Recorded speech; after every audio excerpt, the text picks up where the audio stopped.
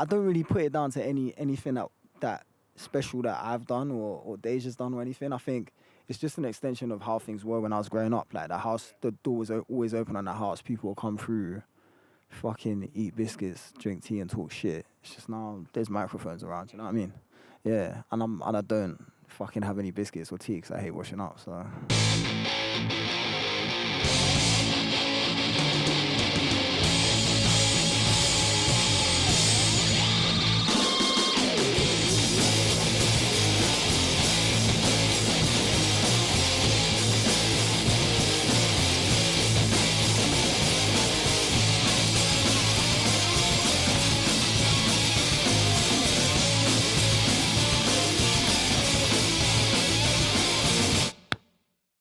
We locked in. That was actually way more difficult than I anticipated. I'm not even gonna lie, but where are we right now? We're on the roof of the studio, yeah. So like through that wall is a live room, and like there were rumors, yeah, last year of like us like somehow getting a hole in the wall or some shit so we could like more free. Do you know what I mean? Yeah. I was so on it, but like it's a bit long, innit?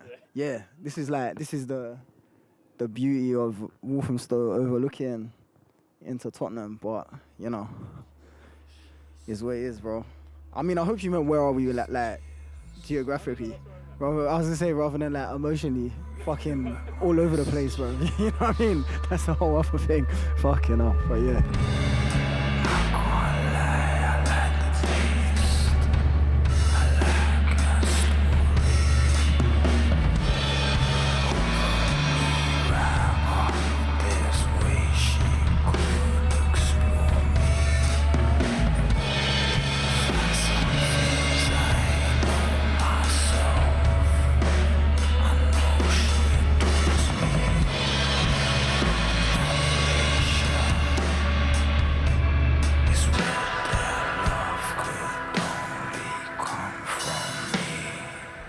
Goes to show, but it's just like a reflection of the culture we live in East London, where that is literally what it is. It's a meshing of cultures, interests, ideologies all into one, and that's how East London is. So it's nice to see it reflected in a musical space like that. You know what I mean? Especially with like guys like Antinet. It's like, yeah, cool. First and foremost, they are a hip hop group, but they've introduced and meshed in so many different elements from other sounds into their thing. It's like they made their own thing out of hip-hop. They've made their own little subgenre of that. So that's another act I'm excited to see. You know what I mean? Antinet most definitely, man, straight up. The chance to perform live is, on a level of being an artist, so important for getting yourself out there, building your confidence, and also like building your understanding of yourself. And live performance, I mean, it's a great way of building your audience, but also it's really important for you as a person, and that feeling of being able to be on stage and connect with people and see how your music makes people feel is so important. So there's that. And then there's the added element of Hoodstock, which is giving those opportunities to people who might not be able to access them. Anxiety lives through my eyes. Higher I reach for the skylight. Hands keep slipping through the strobe. I think definitely, especially for like young unsigned artists, it's definitely a great thing. Especially if you're young, you don't have a lot of money. I think stuff like this, especially when the money is going to helping people that are younger than us, for example, I think it's definitely beneficial. You know what I'm saying? It's not going into like our pockets. It's going to help them to kind of make stuff, you know, because obviously, like, you know, with like the, you know, youth clubs being closed down, this is a big opportunity for them to, you know, find something to do rather than be doing some foolishness, you know what I'm saying? Yeah, like a fucking tyrant, man's out here running riot. To see that UFO, yeah, I'm the fucking pilot. Yeah, like a fucking tyrant, man's out here running riot. To see that UFO, yeah, I'm the fucking pilot. I've seen how hard it is to get put onto like places, whether it be off the sound of music you make. Some venues are like, oh, you know what, they're already going to be a bad show just off the music alone, you know what I mean? Sometimes it might be your image and whatnot. And I know for a lot of people like that, it's hard. And also as well, it's like, for a lot of people, it's like, where do you jump into? Where do you start up? You know what I mean? It's like, how do I get myself? It's one thing to be, doing something on wax or doing something in your backyard or whatnot. But then to actually say, all right, transition to that step of, I want to put my music out there and actually perform it for people to actually, you know what I mean, observe and take in and understand. It's like, where do I get about that? How do I start about that? And to have like a platform like Hoodstock that's opening the doors for not only people in general, but especially people from East London, it's like, yeah, like, it's one of those things where you look at someone who's, you might not even know them before Hoodstock or whatnot. You might see them on stage, but to know that they've got that, everyone's got that common thing of, you know what, we're from East London, you know what I mean? It's an East London thing, and it's one of those ones where you can't, if obviously some people could look at it and just be a bit of a hater, but for me personally, when I see someone from my bits doing well for themselves or doing something, because a lot of these people as well, like my whole biggest thing has actually been, putting my shit out for people to listen and to and stuff like that, and that's always been a daunting thing to me. So when I see other people do it and go about their business and just go gung-ho with it, I'm like, whoa, like you're doing something big here, regardless of it isn't on a major platform in terms of like, you're not getting a million views or whatever shit like that.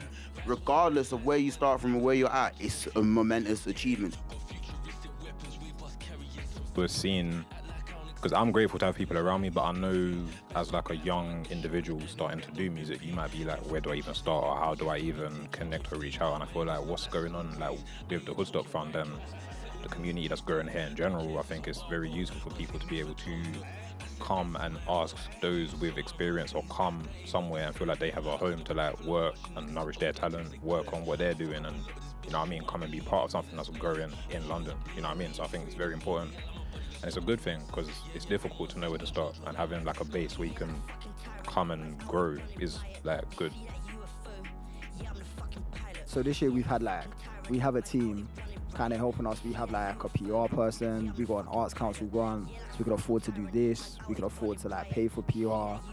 Obviously like we're working with Colour Factory. It's like, that's cool and that's great, like in so many ways that's way better, but it's also like weird, to be honest. The thing that moves the needle the most is still like the local community and like the musicians and shit, and like everyone kind of getting behind it. To me, that is way, I don't mean this on like some kind of hippie community shit. I mean this in pure like, even down to like sales figures. That is way more effective than like, you know, getting a piece in, getting an announcement in any of those, you know, places. It's all local, so because we're all like East London, going to school with like Paris and that when we was a lot younger, and then obviously from Paris met people like Dage, Ben and everything, because like all growing up in the same place and that we would just like link up, work together and everything. Which I feel like it's nice because it's natural, you know what I mean? It doesn't feel too forced or anything. It's just, you know what I mean, people that you grew up with. So it's a good thing. It gives me another perspective because it's like, again, because I've been with these guys from young, it's like I haven't just, it's not like being from the outside in where I've just seen something just pop up and like, oh, I've actually seen like the graph, the actual building of it and the actual work they've put in. So to see where they are at now and being able to put on events and shows that like they're going to do and more in the future, it's still, even though it's like we're in the time, we're enjoying it, it's still something I sit back on. I'm like, whoa, like this is actually something like a momentous achievement at the end of the day, because it's one of those things where I'm just like, right, like you man started from nothing, really and truly, you know what I mean? Like really, really nothing. And it's like they're making music out there, like, you know what I mean, parents' houses and stuff like that. And see where they are now, it's still, even now, sometimes it's still surreal now, man, for real.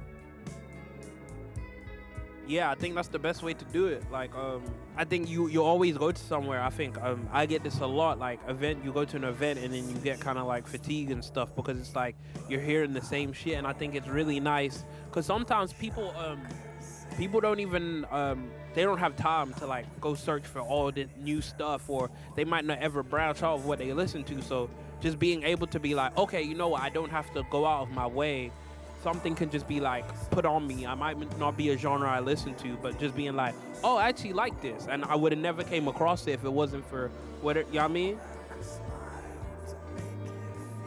Fuzzbrain is so connected to so many different bands and artists, and a lot of them are not making the same kind of music as me, but that's even better. Yeah, it's cyclical, you know what I mean? All of these things just create opportunity and they spread opportunity. You know, you can come down to Hoodstock, a ton of artists that are going to be there, fresh, you know, hungry, you know what I'm saying, looking to actually showcase their talent, you know what I'm saying?